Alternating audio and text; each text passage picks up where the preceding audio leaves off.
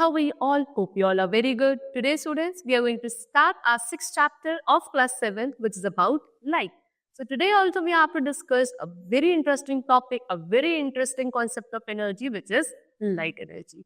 So as we all know that light makes us think visible to us, है ना? आप कोई भी चीज अपने सराउंडिंग में देख पाते हो किसकी वजह से? लाइट की वजह से. लाइट की जो एनर्जी है, लाइट की रेडिएशंस है, जब वो ट्रैवल करती है एक मीडियम के थ्रू और एक ऑब्जेक्ट को क्या करके स्ट्राइक करके रिफ्लेक्ट बैक होती है, हमारी आईज के अंदर एंटर करती है, तब जाके हमें वो ऑब्जेक्ट क्या है विजिबल होता है. अगर लाइट नहीं होगी तो आईज का भी कोई रोल नहीं है, यानी कि आईज के थ्रू हम ऑब्जेक्ट्स देखते हैं, लेकिन आईज के थ्रू ऑब्जेक्ट्स तभी हमको दिखेंगे जब रिफ्लेक्टेड जो रेज हैं लाइट की वो हमारी आंखों में एंटर करेंगी, इमेज का फॉर्मेशन होगा, तब जाके हमें ऑब्जेक्ट विजिबल होगा.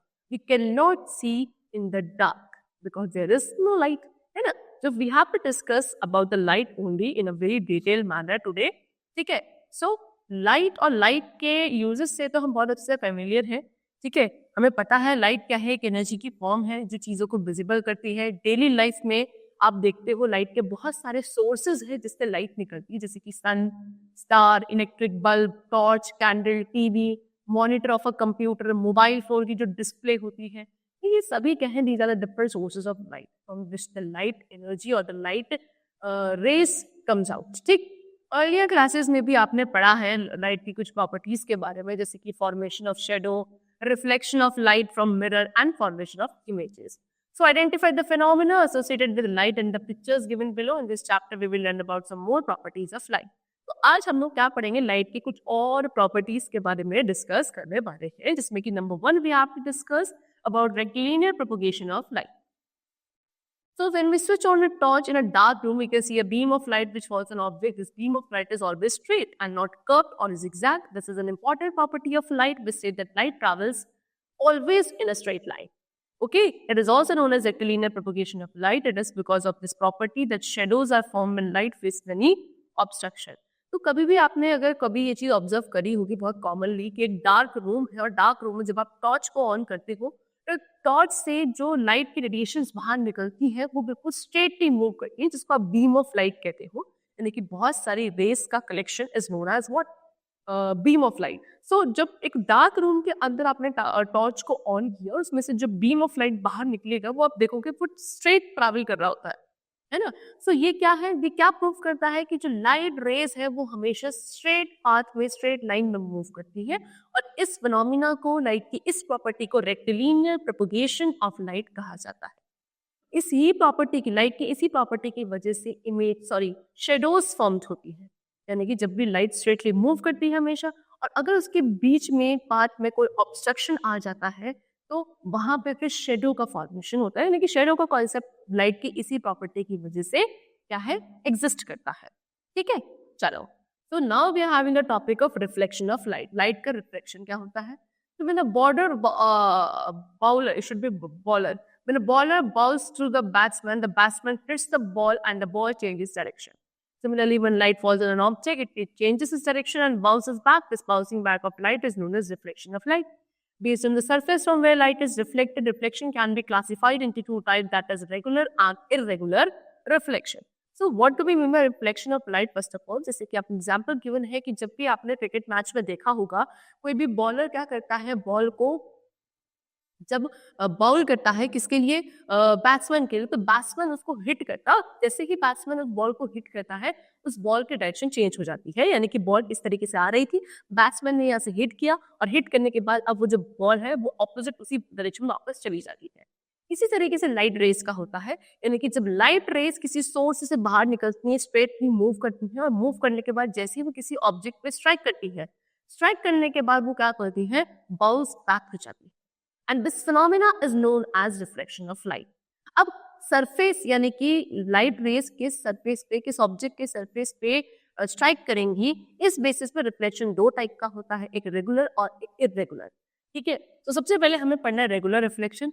तो वो रिफ्लेक्शन जो एक रेगुलर या स्मूथ सरफेस पे होगा, यानी कि लाइट रेस एक ऐसे सरफेस पे स्ट्राइक करेंगी जो कि काफी रेगुलर और काफी स्मूथ सरफेस है, उस रिफ्लेक्शन ऑफ लाइट को बोला जाता है regular reflection of light. Okay, चलो. सेकेंड इज इरेगुलर और डिफ्यूज रिफ्लेक्शन. ये क्या होगा? The reflection that takes place through a rough and dull surface, ठीक है, वो सरफेस जो काफी डल है, काफी रफ सरफेस है, इवन नहीं है, स्मूथ नहीं है, उस पे जब लाइट रे स्ट्राइक करती है और वापस बाउंस बैक करती है, तो बाउंस बैक करना तो रिफ्लेक्शन है, लेकिन अगर सरफेस स्मूथ नहीं है तो इस तरीके के रिफ्लेक्शन को हम इर्रेगुलर या फिर डिफ्यूज रिफ्लेक्शन ऑफ लाइट बोलते हैं। Okay, that is known as irregular और diffuse reflection. Irregular reflection scatters light in all direction and help us to see things। अब ये जो इर्रेगुलर रिफ्लेक्शन है ये क्या करता है, लाइट को चारों ही डायरेक्शंस में बाहर की तरफ क्या करता है, रिफ्लेक्ट बैक करता है, जिससे हमें क्या होती है, चीजें विजिबल हो पाती है। ठीक है, सबसे पहले we have to discuss the concept of plane mirror.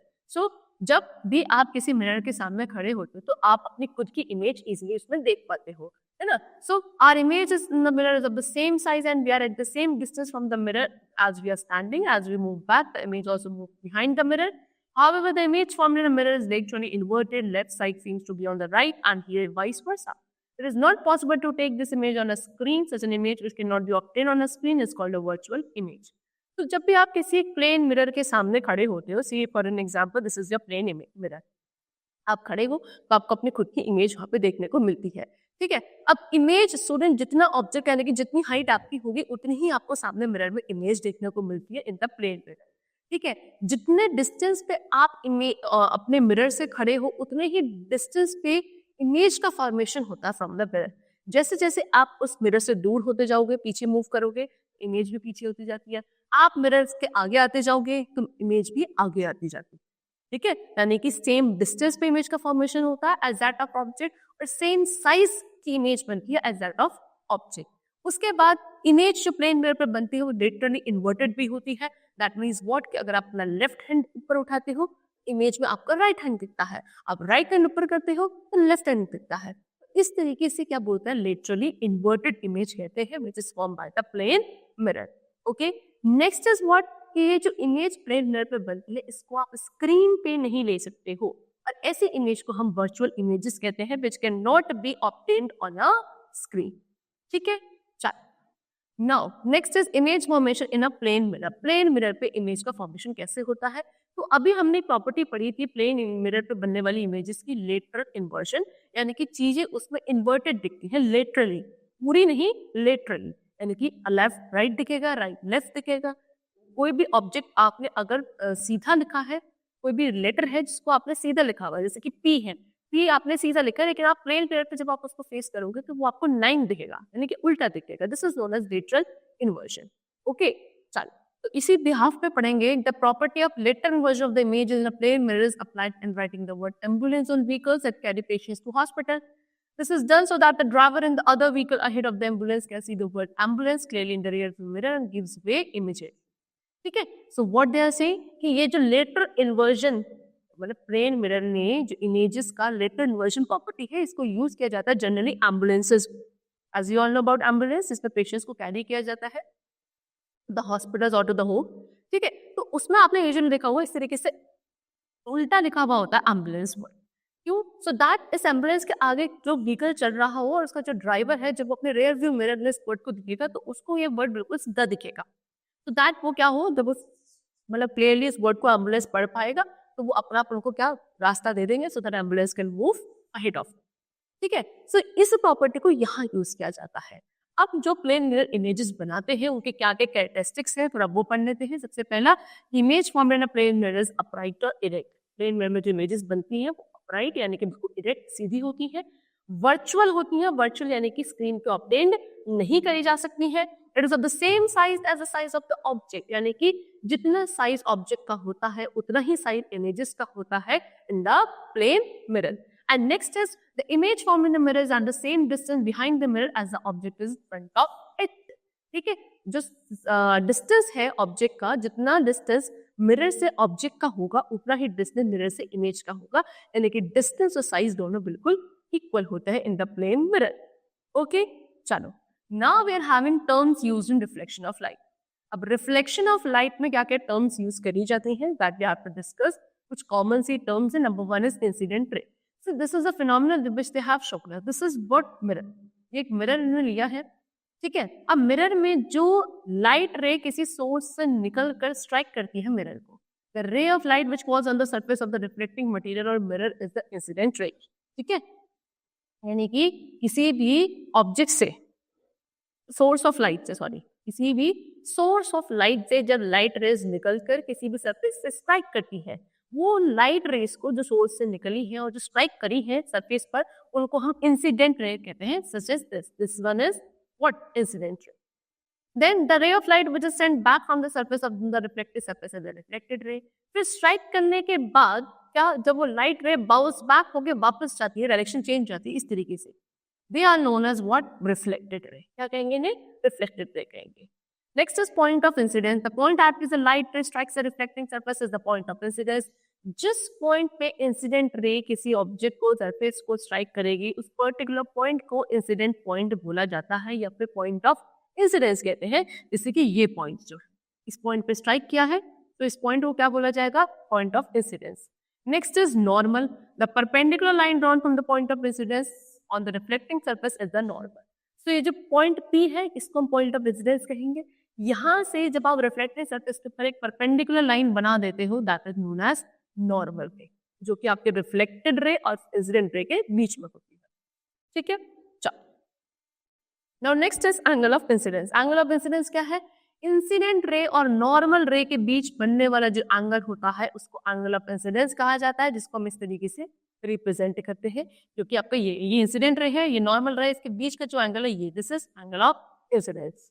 And then next is angle of reflection. वो एंगल जो रिफ्लेक्टेड रे और नॉर्मल रे के बीच बनेगा, ये है रिफ्लेक्टेड रे, तो वो एंगल जो आपका ये रिफ्लेक्टेड रे और नॉर्मल रे के बीच में बनेगा, this angle is known as angle of reflection. Okay, चलो, which is denoted by this, इस तरीके से angle R, this is angle of reflection, and angle small I, this is angle of incidence. Okay, चलो, now we are having the laws of reflection. कितने laws हैं, 2 law होते हैं reflection के। Number 1 law is that angle of incidence is always equal to the angle of reflection. तो क्या, जो angle of incidence होगा उतना ही एंगल ऑफ रिफ्लेक्शन होता है, यानी कि जितने एंगल से इंसिडेंट रे स्ट्राइक करती है सरफेस पर, उतने ही एंगल से रिफ्लेक्टेड रे बाउंस बैक होकर जाती है। यानी कि आपका angle of incidence is always equals to angle of reflection. This is the law of reflection, अपने first law of reflection of light. Second है कि जो एंगल ऑफ इंसिडेंस है, एंगल ऑफ रिफ्लेक्शन है, और जो नॉर्मल होता है किस पे, पॉइंट ऑफ इंसिडेंस पे, वो तीनों ही सेम प्लेन पर लाई करते हैं। ठीक है, चलो, now next is real and virtual images. So when you see a mirror, you can see your image in the mirror. This image is virtual and cannot be projected on a screen. In a movie theater, the light from a projector falls on a screen and an image is formed on the screen, which is real. तो जब भी आप mirror के सामने खड़े होते हो, mirror के सामने खड़े होने पर आपको अपनी इमेज दिखती है, वो इमेज आपकी वर्चुअल इमेज होती है, यानी कि आप उसको स्क्रीन पर ऑब्टेन नहीं कर सकते। लेकिन जब आप मूवी थिएटर में जाते हो तो आपने देखा होगा पीछे जो प्रोजेक्टर होता है, ठीक है, प्रोजेक्टर से निकलने वाली जो लाइट रेज होती है उसको हम एक स्क्रीन पर ऑब्टेन करते हैं, इमेजेस बनती हैं जिसको आप देखते हो मूवी थिएटर्स में। तो वो क्या होता है, पीछे प्रोजेक्टर होता है, वहां से लाइट रेडिएशन निकलती है जिसको स्क्रीन पर ऑब्टेन किया जाता है और उन सबको हम देखते हैं। उस इमेज फॉर्मेशन को बोला जाता है, such kind of images are known as real images, जिसको हम स्क्रीन पर ऑब्टेन कर सकते हैं। ठीक है, चलो, सो an image formed by a converging beam of light is called a real image। अब वो इमेज जो converging beam of light से बनती है उनको हम real images कहते हैं। The light rays actually meet at a point to form the image, है ना। converging beam of light क्या होगा, जहाँ एक बहुत सारे sources से light निकलकर एक particular point पे जाकर merge हो जाती है बहुत सारी light rays, वहां जाके इमेज का फॉर्मेशन होगा और उसका इमेज कैसे कहते हैं, रियल इमेज कहते हैं। लेकिन an image formed by a diverging beam of light is called a virtual image। Here the light rays do not meet at a point, but they appear to diverge from a point where the virtual image is formed। ठीक है, सो एक ऐसी image जो diverging raise of light से मिलकर बनती है, यानी कि एक पॉइंट से मिलकर डिफरेंट डायरेक्शंस में स्प्रेड हो जाती है, इसको हम डाइवर्जिंग बीम ऑफ लाइट कहते हैं। और इससे जो इमेजेस बनती हैं वो आपकी वर्चुअल इमेजेस होती हैं। ठीक है, यानी कि लाइट रेज यहाँ पे किसी एक पर्टिकुलर पॉइंट पे मीट नहीं होती है, बल्कि ये एक पॉइंट से आगे चल के क्या हो जाती है, डाइवर्ज हो जाती है। ठीक है, चलो, now there are the characteristics of real and virtual images. So real क्या है, ये कॉन्वर्जिंग बीम ऑफ लाइट से बनता है, वर्चुअल आपका डाइवर्जिंग बीम ऑफ लाइट से बनती है इमेज। रियल इमेज को हम स्क्रीन पर ऑब्टेन कर सकते हैं, वर्चुअल इमेज को स्क्रीन पर ऑब्टेन नहीं किया जा सकता। रियल इमेज हमेशा इन्वर्टेड होती है यानी कि उल्टी होती है, and virtual image is always erect यानी कि बिल्कुल सीधी होती है. ठीक है, चलो. Now we come to the topic of spherical mirror. So what is spherical mirror? See, have you ever observed reflecting surface which are not plane? Most of the kitchen utensils such as steel vessels and spoon are curved of the reflecting surface. Take a polished steel spoon and look at both the surfaces. You will see an upright image at the back of the spoon and an inverted image in the hollow part of the spoon. These curved reflecting surfaces form spherical mirrors. Spherical mirrors are of two kinds, concave and convex. So, कभी आपने ऐसे reflecting surface देखे हैं जो plane ना हो. अभी तक हम प्लेन मिरर के बारे में डिस्कस कर रहे थे जो कि एक रिफ्लेक्टिंग सरफेस ही है, लेकिन उसका सरफेस प्लेन होता है. ऐसे भी रिफ्लेक्टिंग सरफेस है जो कि कैसे होते हैं, कर्व होते हैं. यूजुअली आपके घर में जो आप यूटेंसिल्स यूज करते हो है ना, वेसल्स यूज करते हो, कुकिंग वेसल्स, वो आपको उनके सरफेस कैसे दिखेंगे, रिफ्लेक्टिंग दिखेंगे. फॉर एन एग्जाम्पल, आप बिल्कुल कभी एक स्टील शाइनी स्पून लीजिएगा स्टील की, उसका क्या होता है, जो पीछे वाला पार्ट होता है, ठीक है, वहां पे आपको क्या दिखेगा, बिल्कुल अपराइट इमेज दिखेगी. लेकिन जिसका अंदर वाला हॉलो पार्ट है, कर्व्ड पार्ट है, वहां पे जो इमेज फॉर्मेशन होती है वो इन्वर्टेड होती है यानी कि उल्टी होती है. ठीक है, सो ये जो आप देखोगे दो सरफेस है उस स्पून के, है ना, वो कैसे है, सरफेस कर्व्ड सरफेस है. ठीक है, तो यही कर्व्ड सरफेस कैसे होते हैं, इनको हम क्या बोलते हैं, ये स्फेरिकल मिरर्स या रिफ्लेक्टिंग स्फेरिकल मिरर्स बनाते हैं. ठीक है, तो दो तरीके के स्फेरिकल मिरर्स होते हैं, एक होता है कॉनकेव, दूसरा होता है कॉन्वेक्स. कॉनकेव मिरर क्या है, कॉनकेव मिरर एक ऐसा स्फेरिकल मिरर होगा जिसका रिफ्लेक्टिंग सरफेस क्या है, अंदर की तरफ होता है, इनर साइड. ठीक है, इसको आप कन्वर्जिंग सरफेस मिरर भी कहते हो, क्योंकि as a parallel beam of light after reflection from a concave mirror converge as a point. क्योंकि यहाँ से जो पैरेलल बीम ऑफ लाइट आती है वो क्या करके रिफ्लेक्शन होने के बाद किसी कॉनकेव मिरर से क्या हो जाती है, एक पॉइंट पे जाके कॉन्वर्ज हो जाती है. लेकिन कॉन्वेक्स मिरर क्या है, ये ऐसा स्फेरिकल मिरर है जिसका रिफ्लेक्टिंग सरफेस किधर की तरफ होता है, बाहर की तरफ होता है, आउटर साइड पे होता है.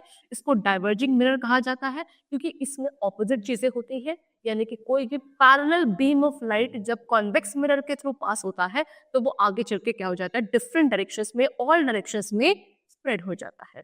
As a parallel beam of light after reflection on a convex surface mirror diverges. ठीक है, चलो इसके बाद हमें क्या गिवन है, कुछ प्रैक्टिकल यूजेस गिवन है इसके स्फेरिकल मिरर के, जैसे कि इसको आप शेविंग मिरर में आपने देखा हो, यूजुअली वहां यूज किया जाता है. कि कॉनकेव मिरर के है सबसे पहले आपको. ठीक है, स्फेरिकल मिरर दो टाइप के, कॉनकेव एंड कॉन्वेक्स. सबसे पहले कॉनकेव मिरर के यूजेस गिवन है. पहला है कॉनकेव मिरर का यूज कि इसको हम शेविंग मिरर में यूज करते हैं. फिर उसके बाद ये एज अ रिफ्लेक्टर यूज किया जाता है टॉर्चेस, लाइट हाउस, व्हीकल्स की हेडलाइट्स में, क्योंकि ये क्या करता है, डाइवर्स कर देता है लाइट रेस को. When the distance between the light and the glass is within the focus. क्या, जब जो डिस्टेंस है लाइट और ग्लास के बीच का वो फोकस पर होगा तो ये क्या करता है, लाइट रेस को डाइवर्स कर देता है. ठीक है, next, since it can focus the rays of the sun at a point, this property of concave mirror is used as solar powered gadget. क्योंकि ये क्या करता है, सन की जो निकलने वाली लाइट रेस है उनको क्या करता है, फोकस पर लेकर जाता है, एक पर्टिकुलर पॉइंट पर कॉन्वर्स कर देता है.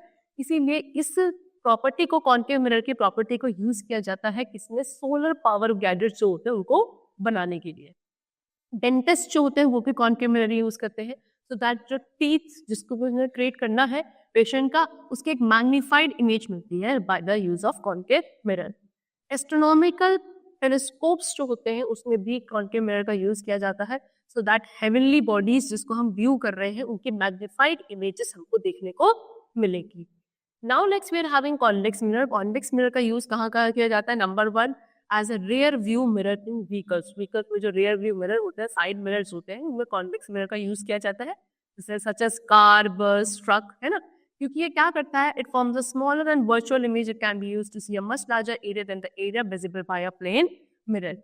इस मिरर के थ्रू, कॉन्वेक्स मिरर के थ्रू क्या होती है, एक बहुत बड़े वाइड एरिया की छोटी और बिल्कुल virtual images can be formed on a convex mirror. यानी कि हमारे व्हीकल के पीछे एक बड़ा जो वाइड एरिया है जहाँ पर व्हीकल्स मूव कर रही हैं, उसको क्या बहुत ही क्या करके एक छोटे से सरफेस पे दिखाकर ही क्या करता है, हमको विजिबल करता है ना. शॉपिंग कॉम्प्लेक्सेस जो होते हैं या बड़ी बड़ी जो शॉप्स होती हैं, तो keep an I on the customers and shop lifters if any. ठीक है, तो कस्टमर्स या शॉप लिफ्टर्स पे क्या एक नजर रखने के लिए भी कॉन्वेक्स मिरर का यूज किया जाता है.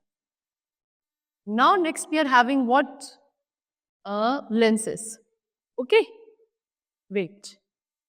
Now we have to discuss about lenses. So क्या when we are not able to see far up things or nearby things clearly, we visit an eye specialist. The doctor checks our eyesight and if required, suggests the use of spectacles. Spectacles consist of two curved glasses known as lenses. तो जब हमें क्या या तो बहुत दूर की चीजें या बहुत पास की चीजें क्लियरली नहीं दिखती हैं, तो हम यूजुअली किसके पास जाते हैं? डॉक्टर के पास जाते हैं. डॉक्टर हमारी आईसाइट का चेकअप करते हैं, चेकअप करके हमको बताते हैं कि हमको क्या स्पेक्टेकल्स का यूज करना पड़ेगा. अब वो जो स्पेक्टेकल्स हम यूज करते हैं, उन स्पेक्टेकल्स में क्या होता है? दो कर्व्ड ग्लासेस होते हैं. कर्व्ड ग्लासेस होते हैं दो, जिनको हम लेंसेज बोलते हैं. यानी कि आप लेंस को डिफाइन कर सकते हो as a transparent medium having one flat and one curve surface और both curve surface lenses that are made of two curve surface और of two types convex and concave. यानी कि लेंस क्या है? कैसा ट्रांसपेरेंट मीडियम है ना, जिसका या तो एक फ्लैट एक कर्व्ड सरफेस होगा या दोनों ही कर्व्ड सरफेस होंगे. ऐसे मीडियम को आप क्या बोलोगे? लेंस बोलोगे. ऐसे लेंसेज जिनकी दोनों ही सरफेसेस कर्व्ड होते हैं, वो दो टाइप के होते हैं, एक तो कॉन्वेक्स या फिर कॉनकेव. कॉन्वेक्स लेंस कौन सा होगा? कॉन्वेक्स या फिर जिसको आप कॉन्वर्जिंग लेंस पे बोलते हो. ये क्या होता है? थिक इन द मिडिल, यानी कि बीच में थिक होता है और एजेस की तरफ कैसा होता है? पतला सा होता है.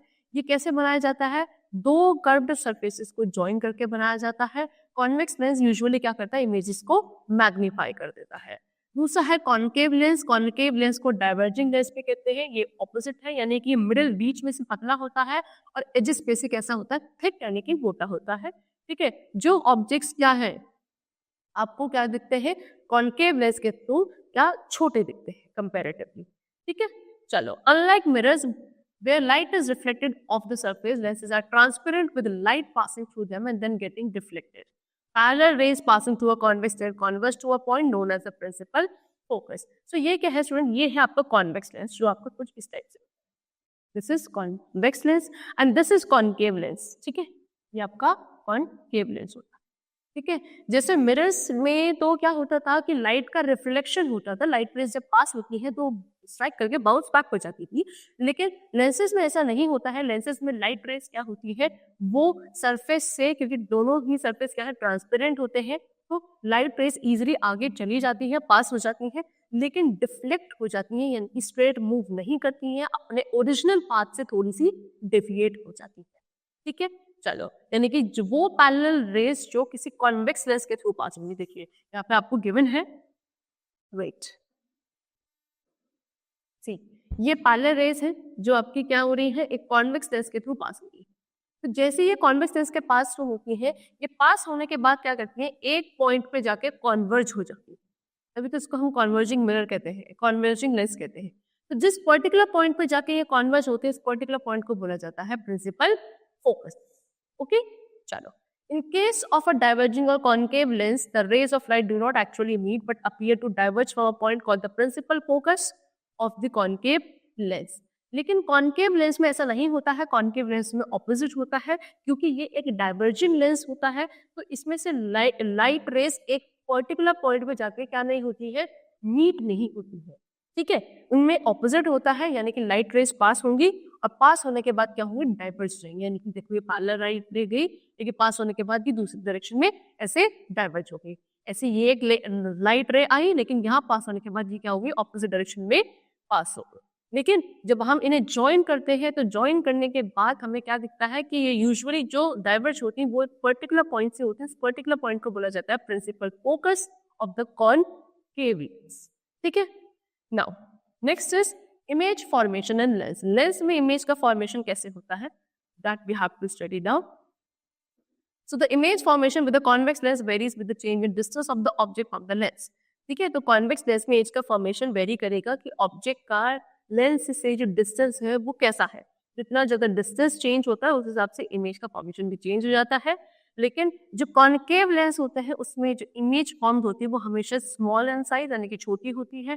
अपराइट, बिल्कुल सीधी होगी. वर्चुअल, यानी कि स्क्रीन को ऑब्टेन नहीं करी जा सकती. Irrespective of the distance, distance से उसका कोई लेना देना नहीं होता है in the case of the images which are formed in concave lens. ठीक है. सो हम ये कंक्लूड कर सकते हैं, when the object is very close to the convex lens, a virtual image is formed which is upright and magnified. जब object बहुत ज्यादा क्लोज होगा कॉन्वेक्स लेंस से, तो जो इमेज है वो वर्चुअल बनेगी. ठीक है. और अपराइट यानी कि सीधी होगी, मैग्नीफाइड यानी कि बड़ी हो जाएगी as compare to object. It is also formed on the same side of the lens, lens के सेम साइड बनेगी। ऐसी इमेज जो लेंस के सेम साइड पे बनती है उसको हम यूज करते हैं to read small letters of the script using magnifying glass, यानी कि ऐसे हम क्या मैग्नीफाइंग ग्लास में ऐसे लेंसेज को यूज करते हैं सो दैट किसी भी लेटर के छोटे छोटे साइजेस को भी हम इजिली क्या कर सकते हैं, इजिली रीड कर पाएंगे। ओके चल now next they have given some observations to us कि कैसे आप लेंस में क्या ऑब्जेक्ट की पोजीशन के अकॉर्डिंग इमेज का कैसा फॉर्मेशन होता है। तो first of all they have given us about the concave lens. Concave lens में object which we have taken is candle, ठीक है। तो अगर कैंडल की पोजीशन लेंस के बिल्कुल क्लोज रखी है तो इमेज कैसी बनती है, रियल बनती है। ओके यानी कि कहाँ होगी, on the same side of the lens, ठीक है। इन्वर्टेड होगी यानी कि ऑपोजिट होगी, और मैग्नीफाइड यानी कि थोड़ी सी एनलार्ज हो जाएगी। नेक्स्ट अगर बहुत ज्यादा क्लोज है, very close to the lens है, तो इमेज वर्चुअल बनेगी, यानी कि क्या आपके लेंस के पीछे साइड बनेगी, इरेक्ट यानी कि सीधी होगी, और मैग्नीफाइड यानी कि थोड़ी एनलार्ज हो जाएगी।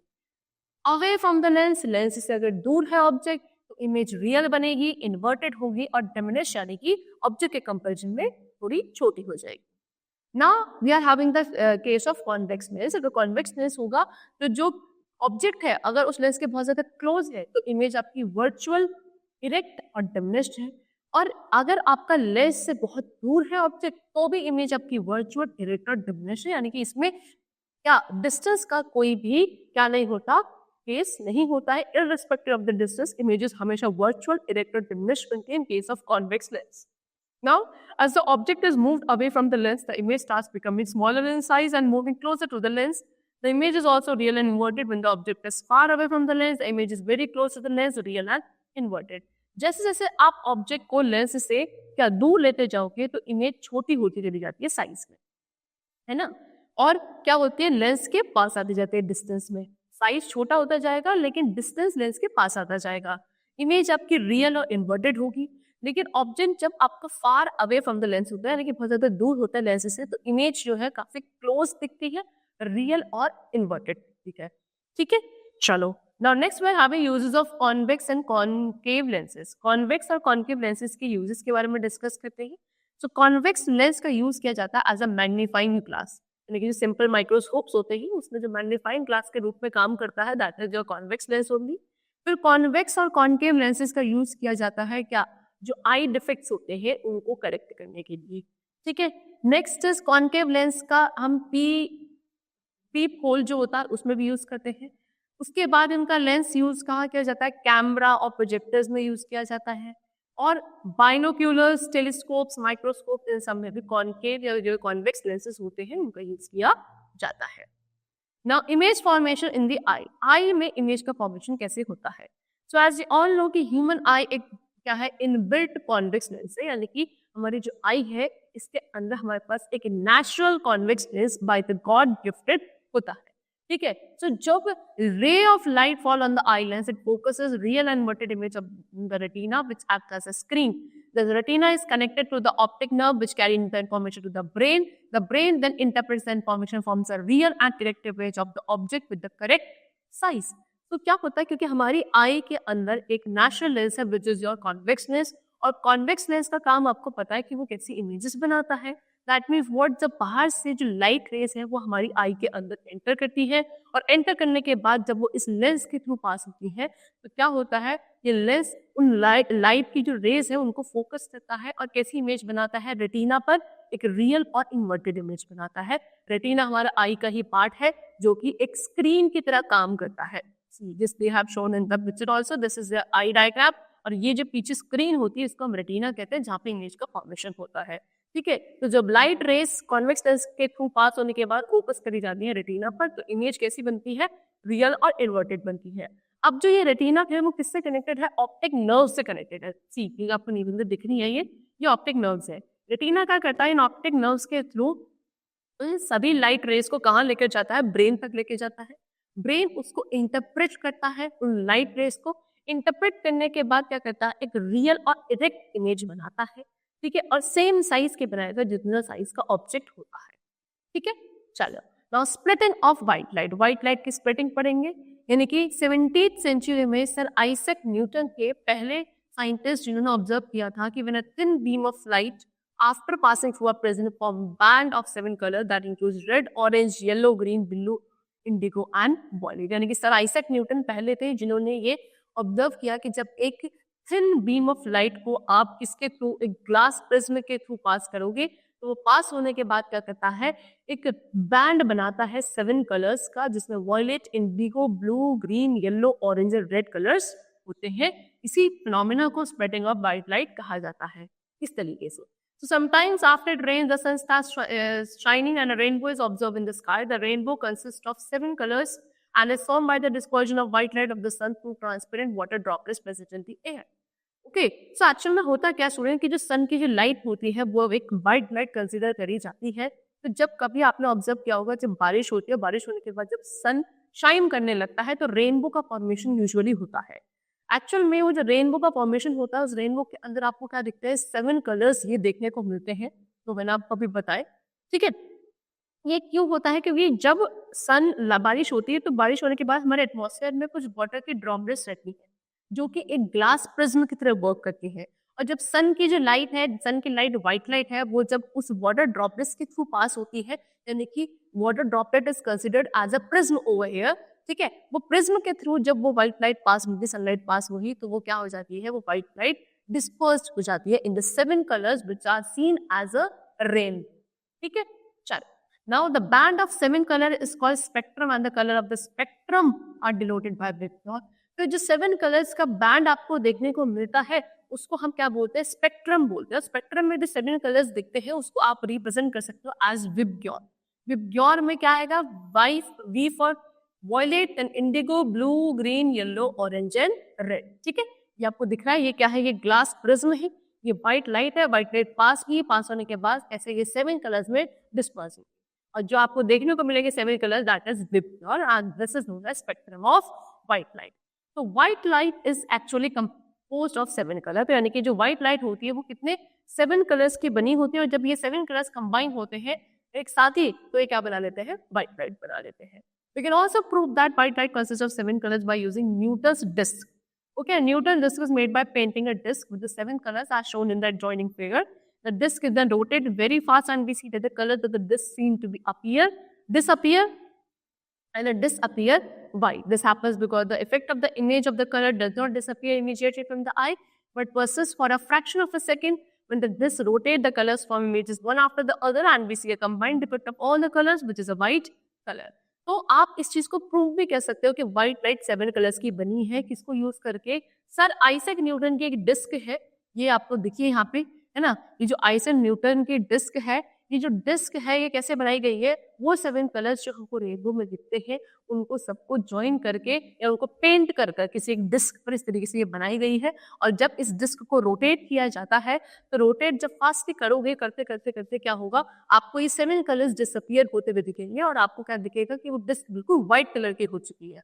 अब एक्चुअल में ऐसा नहीं होता कि वो जो 7 कलर्स है वो डिसअपियर हो चुके होते हैं, ऐसा कुछ नहीं होता, लेकिन ये होता है किसकी वजह से, जो इमेज हमारी आईज में बन रही है उसका इफेक्ट हमें क्या होता है, पहले वाला इफेक्ट डिसअपियर होने लगता है हमारी आईज से क्या, कुछ सेकंड्स के फ्रैक्शन के लिए। यानी कि जब डिस्क रोटेट करेगी तो जो कलर्स इमेजेस में से यहाँ से निकल रहे हैं वो एक के बाद एक क्या होते रहेंगे, डिफ्लेक्ट होते रहेंगे, और उनका जो कंबाइंड डिफेक्ट होता है हमारी आईज को कैसा दिखता है, व्हाइट कलर का दिखता है, और हमें ऐसा लगता है कि क्या है, कुछ 7 कलर्स डिसअपियर हो गए, पूरा जो डिस्क है वो व्हाइट हो चुकी है। एक्चुअली में वो सारे कलर्स कंबाइन हो चुके होते हैं, ठीक है, और वो कैसे दिखते हैं, व्हाइट दिखते हैं। And this is how where we can prove that the white light is composed of 7 colors. And the chapter is completed over here. I hope the chapter is very clear to you. We'll meet you very soon with a new chapter. Till then, take care and thank you everyone.